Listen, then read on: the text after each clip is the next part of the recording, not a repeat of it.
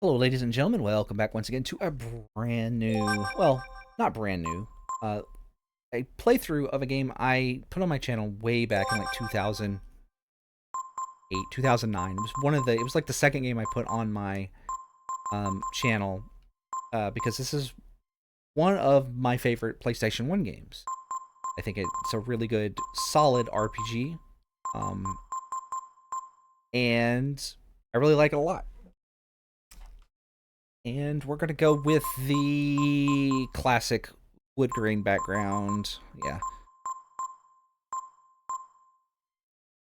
Turn auto run on, turn the message speed up, and we're going to be a dragon. Heck yeah.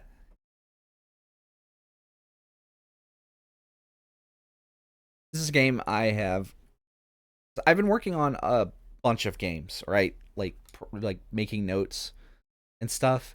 Um but I haven't had, due to circumstances, the ability to sit down and record. Uh as always, my job is pretty demanding of my time and my energy. And in addition to that, you know, there's some stuff at, home that makes recording difficult these days. But that's not here nor there. I am currently playing this on. I am playing my physical copy, but I'm playing it on DuckStation. I was going to whip out my PS3, but I can't find my PS3 controllers, so couldn't play, on my PS3.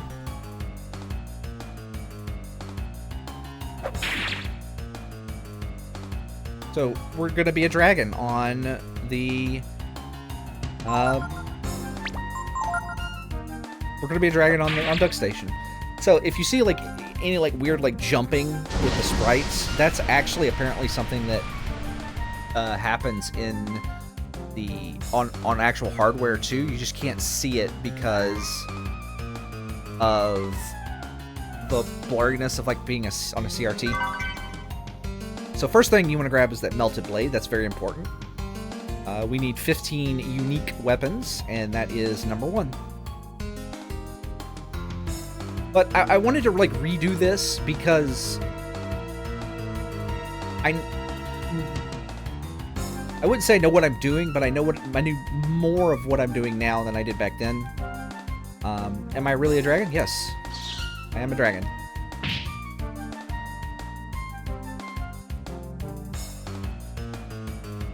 And another thing you might notice, because I am playing on a higher resolution, my current resolution, it does make it look a little bigger, but you can kind of see like the seams in some of the things. And there are options I could do in the settings and fool with it, but I don't think it looks bad enough to warrant me going down and being that granular. But it's like the little black space between the tiles and stuff is, when you see that, that is because I am playing on a higher resolution. It's not as obvious on the PlayStation 1 games, in my opinion, on DuckStation it is on the PS2 emulator. Like, it's really noticeable in some games on the PS2 emulators.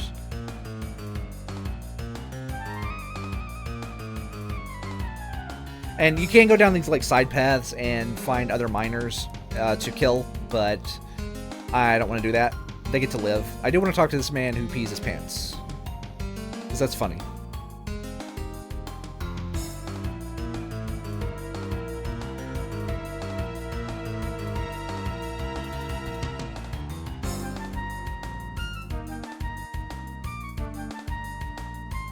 But again, like I said, don't know if I would classify myself as knowing what I'm doing, because the older I get, the more I realize nobody knows what they're doing, and anybody who tells you they know what they're doing is trying to sell you something. Maybe that's a little too cynical. But that is definitely something that has kind of happened to me as I've gotten older. I've definitely gotten a lot more cynical.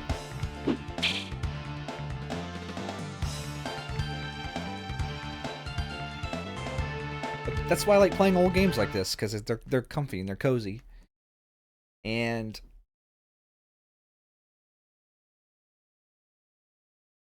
yeah, I just really like Breath of Fire 3, man. I don't know what to tell you.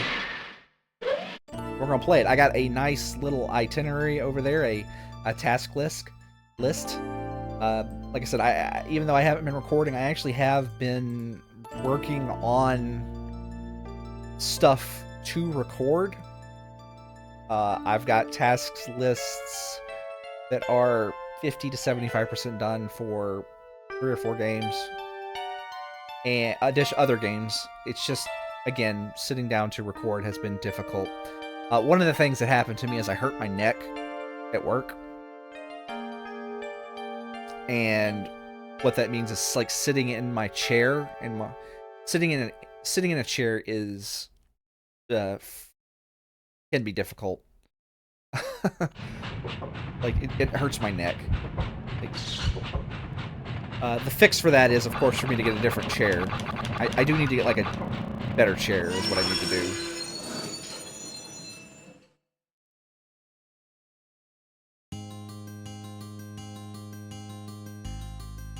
But I can tell you, take good care of your neck, because that's one of the things where, oh, like, that hurts? Well, you know, your life just sucks for the rest of your life. Your quality of life just goes down. It's not too bad, it's just a little sore. But again, you're not here to hear me complain. We're here to play Breath of Fire 3. And I do have a nice little list here of things I want to do. Let's see. We're still kind of like in the intro. I don't really have any control. Like, I don't even have control over the text box at this point. I don't think I have control of the text boxes. I do have control of the text boxes.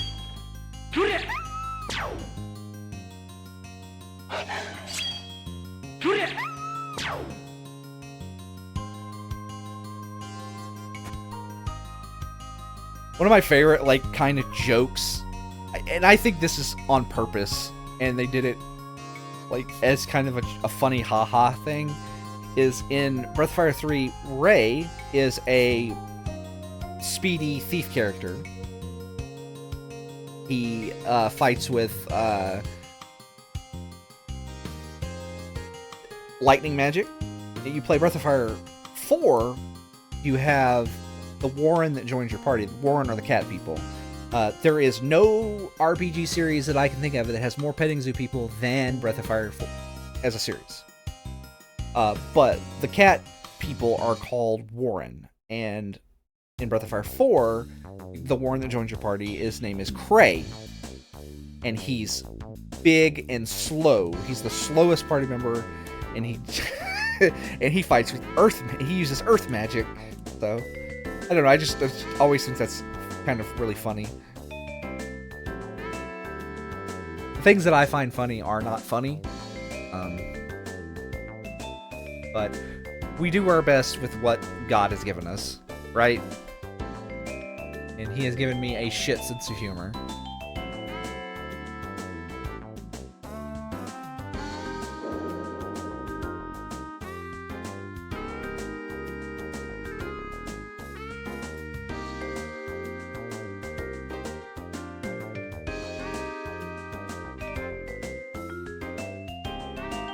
So I plan on taking this playthrough nice and slow. I'm going to talk to the NPCs. We're going to get all of the master skills. Well, the examine skills. You get some of them from masters. We're going to unlock every master, obviously. And I'm going to do my best to not mash through the dialogue, which was what I was just doing. So I apologize for that.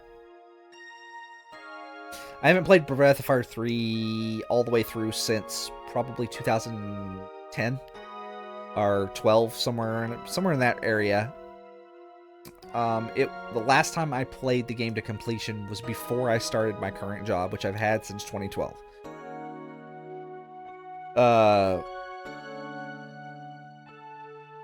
I have played the game since then, obviously. But I haven't, I usually stall out around the tower. uh I do have a task list, and I did this. I put this task list together because I know this game very well. Um,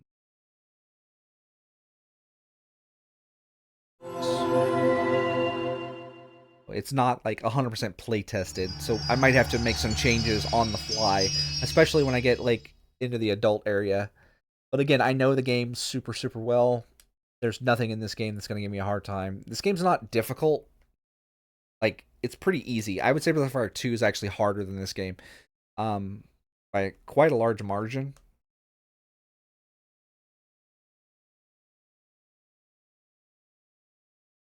I'm trying to think if where I would rank 4. Like, even though Breath of Fire 5 is a different kind of game, it is definitely the hardest of them.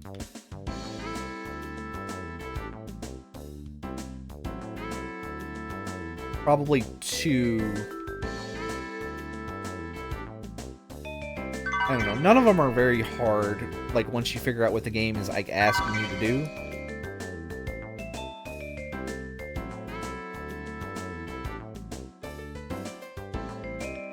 But I play a lot of RPGs, so one of the things I've noticed is that what I find difficult and what other people find difficult are different. I do like picking up those 2 items behind the trees there now, because there's no encounters currently. Ryu's just a little baby boy. He's just a little guy in his little pajamas, and he's got no swords or weapons, and the monsters are kind enough to leave him alone. But, if you look behind here, there's a secret apple. And then you come down here, there's another apple in a bag.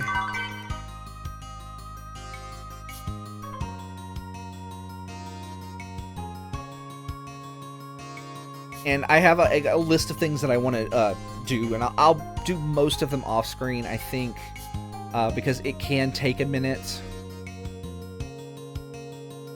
For example, this is one of them. So if you examine, we'll talk to the NPCs first. But if you examine the water, you get 3 items. Pretty good.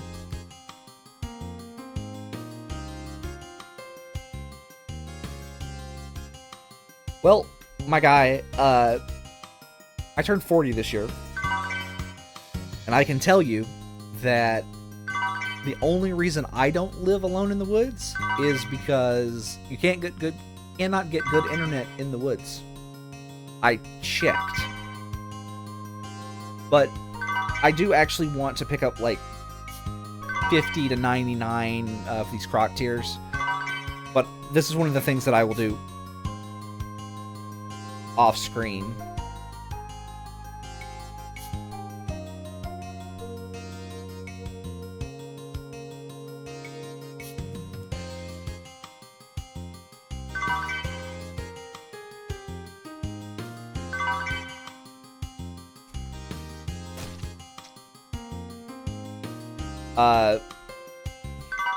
If you heard that splat noise, that was my controller launching Tabletop Simulator for some reason.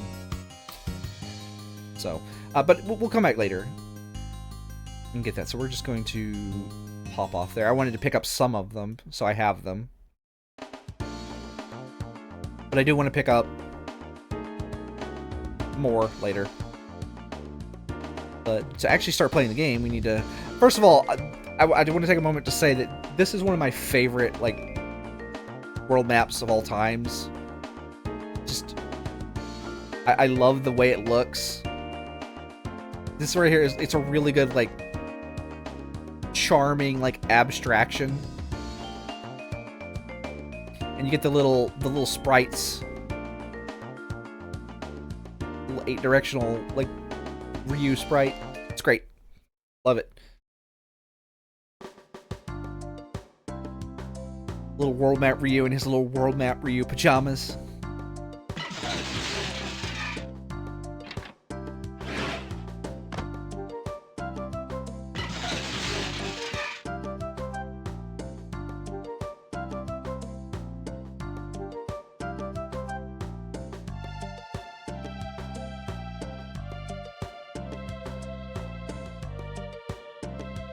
So Ray and Tipo are the local rascals. They live in a tree fort in the woods, and they get by robbing people.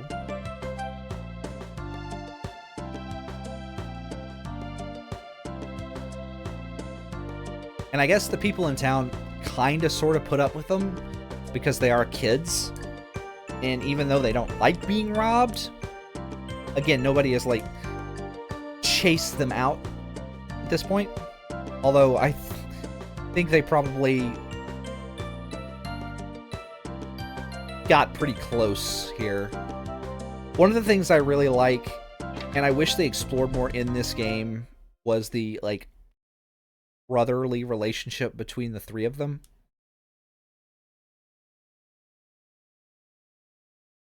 It's unfortunately something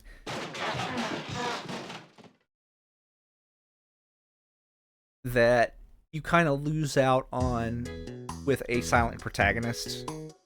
You kind of don't get the insight into relationships as much. Although I do think that, like, the pantomime and this game in particular, they do a really good job at kind of, like, portraying, like, Ryu's feelings, his state of mind.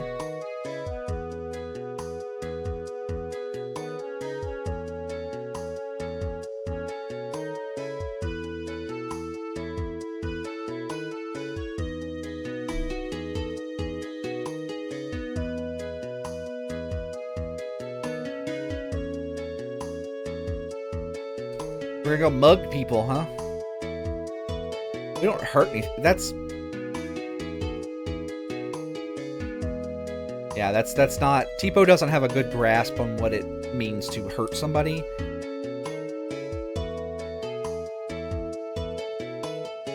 So I like to picture the three of them as kind of around the age of 8. With, you know, Ray being the big brother here, so he's probably 12-ish.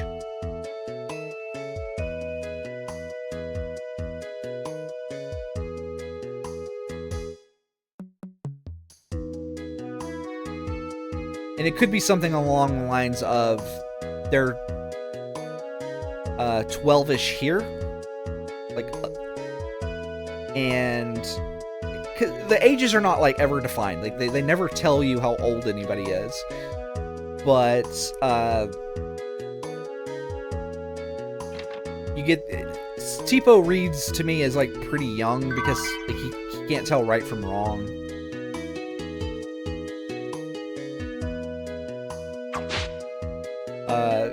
Ray kind of understood. By the way, everybody has a field action. This is Ryu.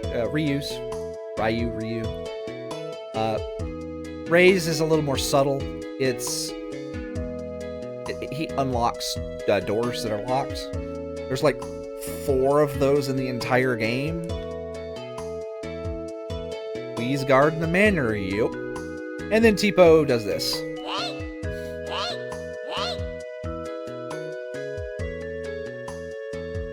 You can kick rocks, trees, that kind of thing. It's not super useful. Again, there's maybe 4 places in the game where you can use that field action to actually do something.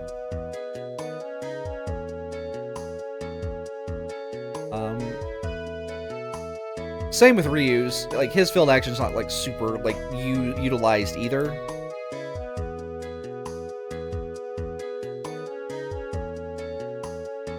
They use it to cut a couple of ropes, like, much later in the game that lets you unlock, like, shortcuts and stuff. I'm trying to think. The most used field action is probably Momo's.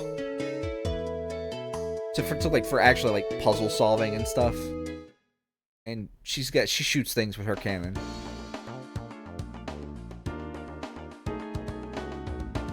Alright, before we go to the Ural Road, we're going to go back to McNeil. We're going to pick up the items there. So if you need to save your game, you go in the inn. You can, of course, also stay there. But there is a free heal spot that we can get you know, in the treehouse. And I don't think there's anything back here. I forget, though. Just this guy.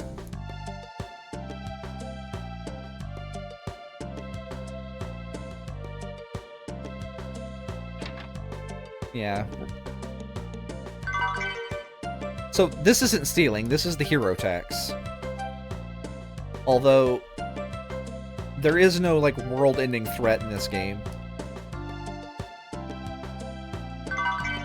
This is a very like both this and 4 are like very laid back. They're like you play most JRPGs, including Breath of Fire 1 and 2, like you find out like there's this big world-ending threat and you've got to stop it. But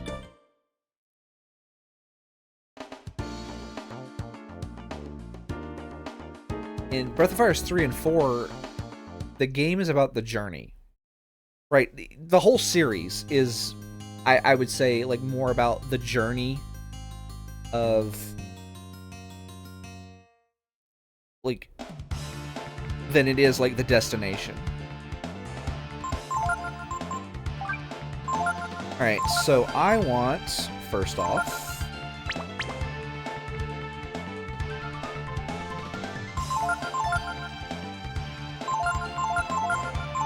one of the things I like to do is I like to murder Ryu. Keep him at level 1.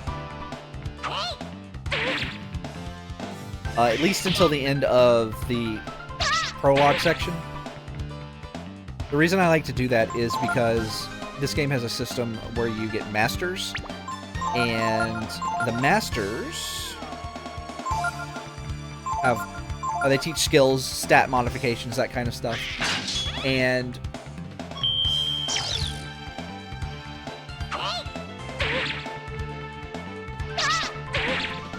I mean, like, it's easier to learn skills because the way you learn skills from the masters is it's based on the number of levels you've gotten under that master. So it's easier to pick up the skills if you're lower level. Does that make sense? Also, really? Also, Ryu's a pretty good choice to do it because he's with you the entire game. He never leaves your party. And he actually benefits from having the extra AP from the first master you can get to, whose name is Migas. We're going to examine this until we learn Influence. Skills in this game, there's a list of skills you can learn from monsters by examining them, and not every skill that a monster has is, of course, learnable. But if you examine a skill with the examine command here, it doesn't disable, I don't think, your counterattacks, but it definitely, at the very least, lowers it greatly, because I've seen counters while doing this. It's just super, super rare.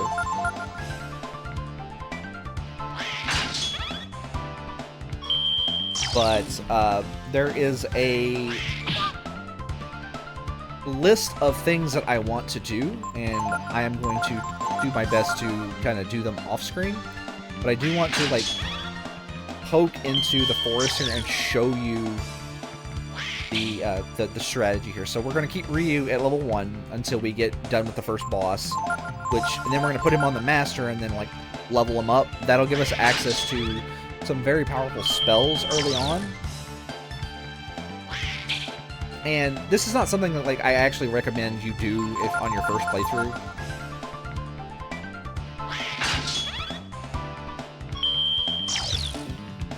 It's slightly annoying. If you want to get like really min-max, you can actually do it for both Ray and Tipo. The game is being really stingy right now.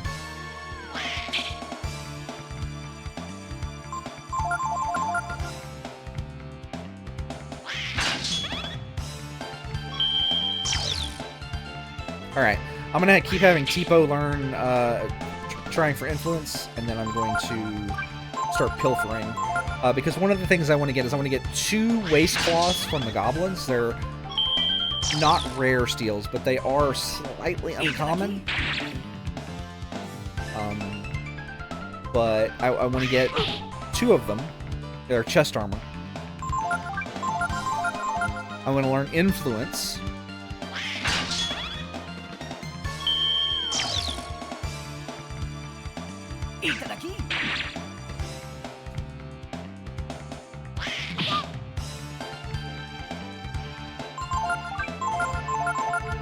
So every skill in the game has its own learn rate, and influence is a little.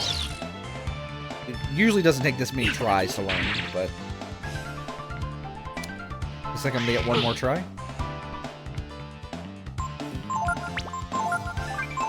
Because the boss goblin is actually faster than Ray.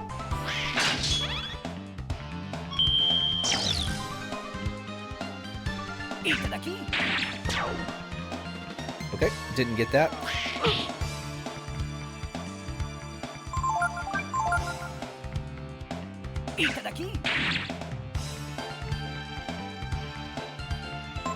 You actually can learn a move called Unmotivate from the goblins. They use it after the boss goblin is killed. It doesn't do anything, and you get it from a master that I've got to apprentice under later anyway, so